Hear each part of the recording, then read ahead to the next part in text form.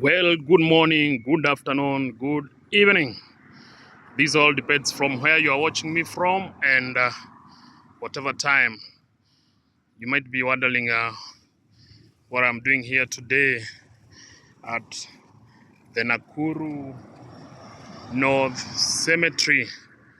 Today I have an exciting story to give you, and that's all about Kikuyu Benga musician, and that's Sam Kinuthia, who passed on over 20 years ago, and precisely in 2003.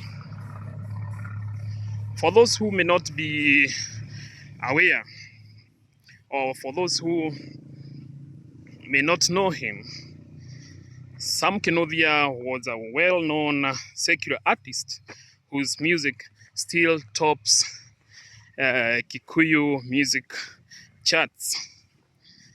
And apologies, sorry, I was about to fall down there. Okay, to start with, Sam Kinuthia was born in Nakuru County, and that's in Kiabogo village.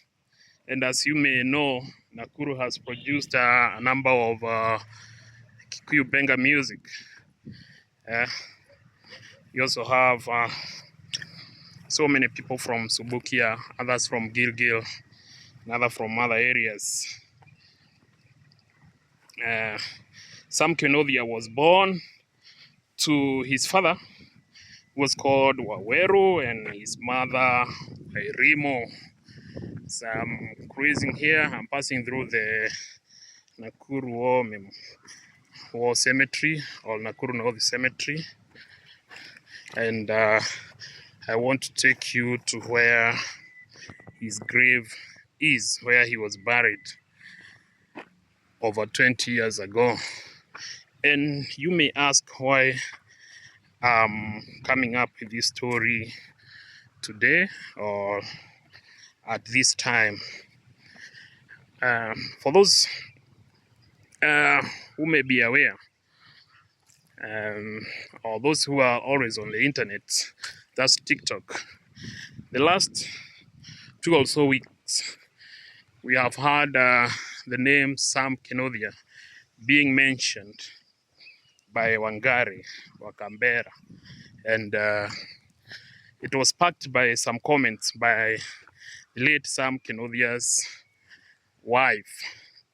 And as you all know, Wangari used to live with Sam Kinuthia as a wife and husband, but had not formalized their marriage.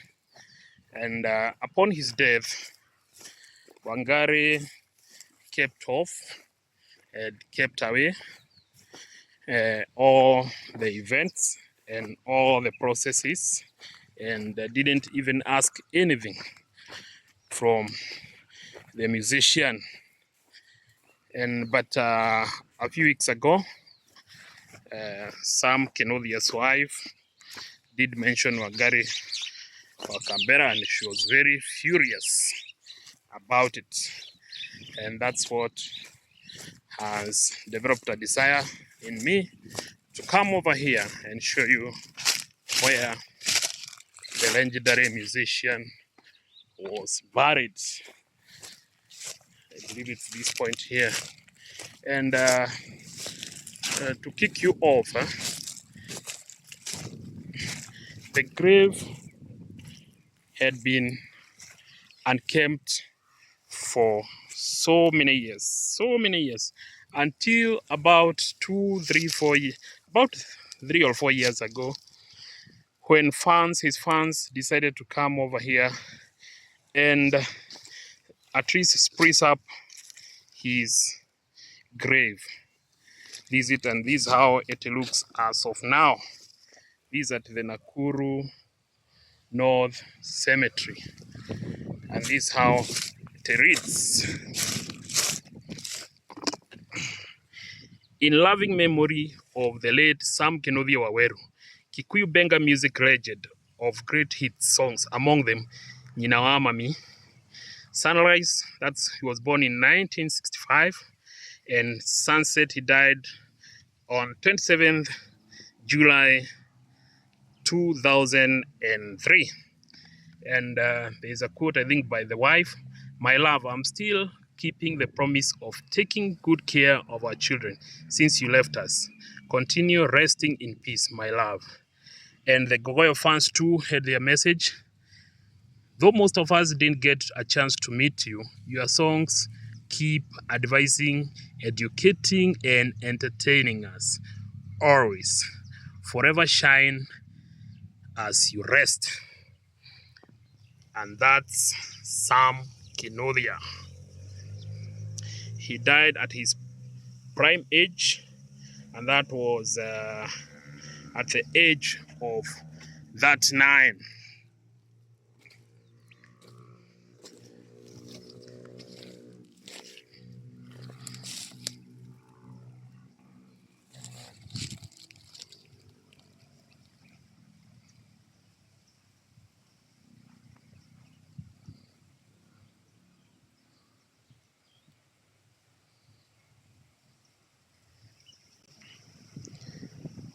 As the epitaph is written, Sam is best known for his everlasting hits such as Nyina wa Mami, Moiretu wa Gĩkomba, Ani, Reke Hetoke na Modo, that is, Maitũ no Kĩboko, and many more.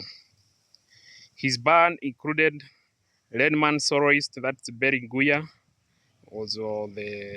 Redman was the soloist, Berry Nguya was for the rhythm, Peter was for the bass, and others such as Steven and Juma, and another one guy who was called Kyoko. Here, but we said he was from Nakuru, but he was more accustomed to Kiadutu than Kiabogo. And it appeared that he had adored the place, that's Kiadutu. And so many people from Nakuru don't know even he was buried here. And how he found himself in Thika, he arrived there in 1980s as a casual laborer, where he worked. He also worked as in a music shop by Kinuthia Waweru, who was a local music producer. And he also used to sell water from Chania River, and he would vet the water in other areas around there. And that's how he used to make a living. When he was working at the music shop, that's when he met musicians who had found a footing by that time. Musicians like Timona Buru, who noticed this guy had a talent, and recorded his first ever tune. Yeah, and it was called Jane Jogoine, and Timona, and did the backup that time. And Kinuthia indeed perfected his songs at his during that is in Thika. And he met guys like Wamombe, the late Maina Nyagodhie, and Waduaku. Yeah. And as I mentioned, Jane Jogoino was a success, and Kinuthia monetized it. The proceeds enabled him to buy a great assortment of electronic accessories and move to a better house. You know, that time he'd go buy a guitar, buy some drums, because that time there were no so many machines or equipment. And thereafter he sprang to fame and released another Maitũ no Kĩboko, and he relocated to Easterns, that's in Kayole. and he was facilitated by his great friend, that's Sami Muraya, where he met Wangari Wakabera. And that's where now the story about Sam Kinuthia, or why I'm here, began. Even though so many people do not know Sam Kinuthia personally, his songs inspired them to love and treasure him so much that Sam Kinuthia today has a large number of fans who listen to his music. Yeah. And as you know, like every other day, every other Sunday, Ngogoyo, you'll hear his songs being played at Inoro by Kamau Akangeve, or even by this other young man by the name Jeff Kuria. I remember there's a time Jeff Kuria came here and did a story of how his grave was neglected by that time. It had a fallen wooden cross, and it was unkempt. Actually, I can show you how it looked. This is another grave here, and this is how before it was redone. This is how it appeared.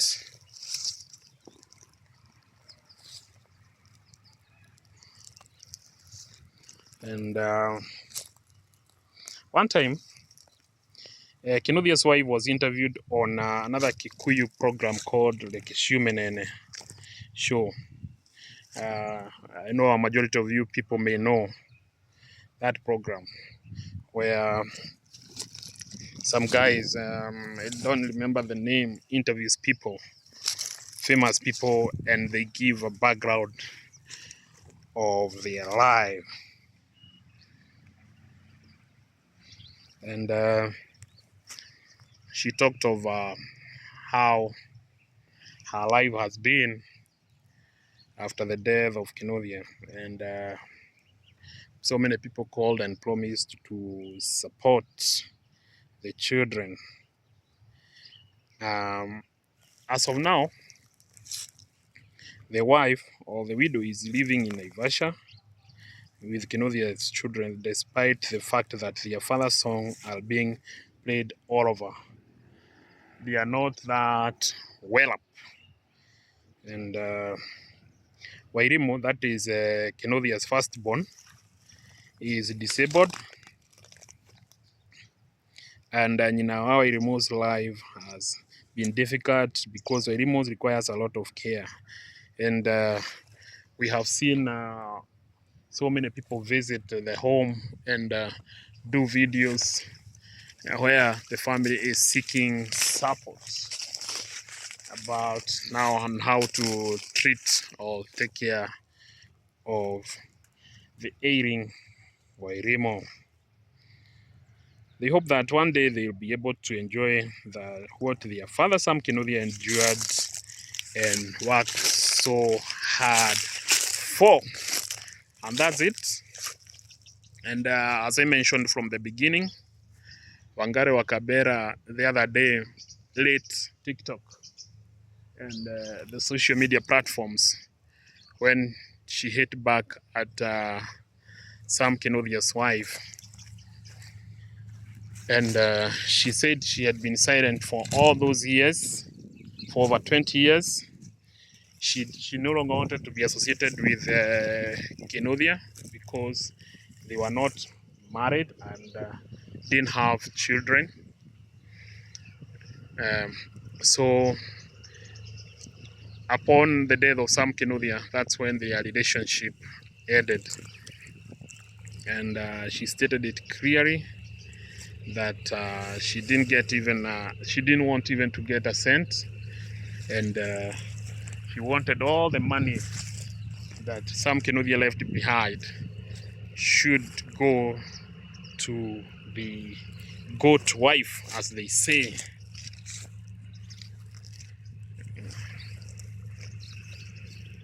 That's where Sam Kinuthia lies. And He died on 27th July 2003,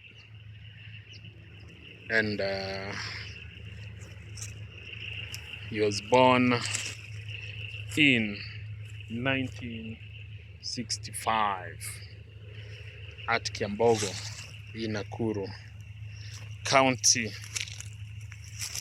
We have Kiambogo in Naivasha and another Kiambogo in Subukia. Those are the Kiambogos we have here.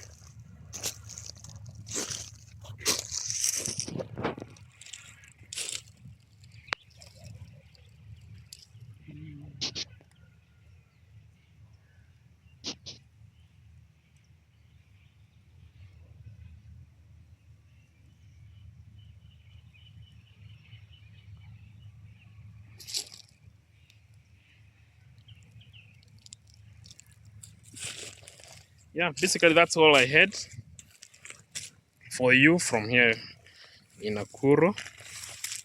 And I believe many of you will understand what I said in English. I am a Kikuyu, but I didn't want to give this story or to hear this story in Kikuyu because most of my subscribers are not from the Kikuyu community. So they would also want to know more about some Kinuthia. So if you are there, you'd want to come over maybe on July 27th. This is where you can find his grave. It's near the edge of the cemetery, and you'll find this huge tree there. I think it's called umbrella tree, with some parasites hanging, parasitic plants, and there's this huge sisal. I believe it will still be there. Yeah, this is the tree. Or if you come over here, you can find some guys who usually take care of the cemetery. Those guys who get jobs to spruce up or to modernize the grave sites. There are so many other famous people who have been buried here, such as Lord Egerton of Castle, Lord Egerton of Tatton. That's the famous of Lord Egerton of the Egerton Castle in Joro, Nakuru. There are other people here like former MP Mark Muizaga. There are other people there like we also have some Jewish graves at the other end. We have World War I and World War II cemetery here, and many other things here, many other famous people. And there are so many stories here from this grave that was declared full like 30 years ago, but still you'll find people being buried. Yeah, that's Kenya. But I believe during that time it was declared full because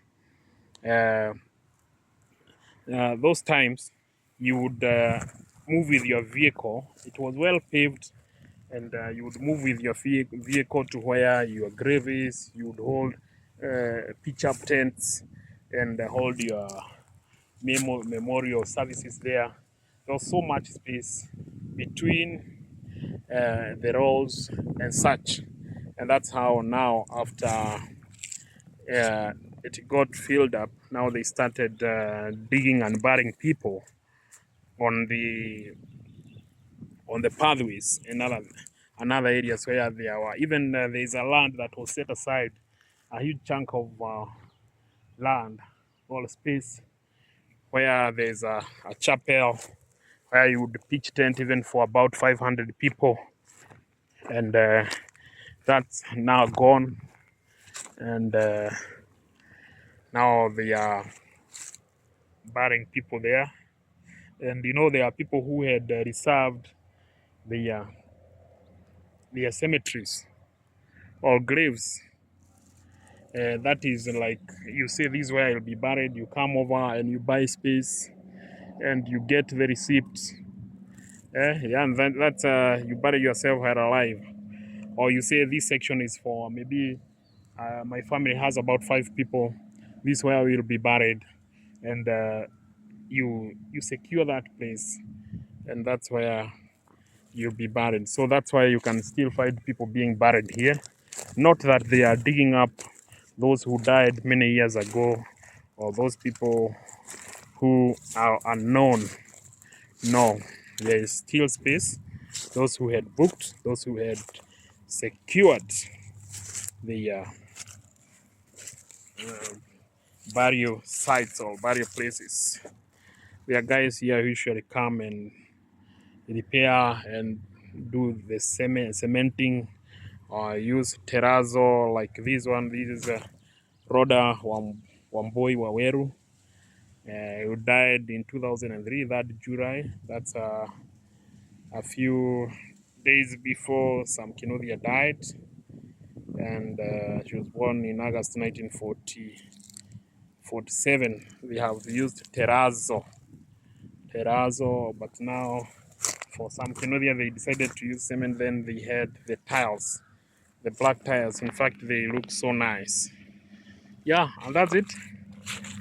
And that's where Benga, the Gogoyo king, those people who know him well say by that time he was on top of everyone, even John DeMatthew and others.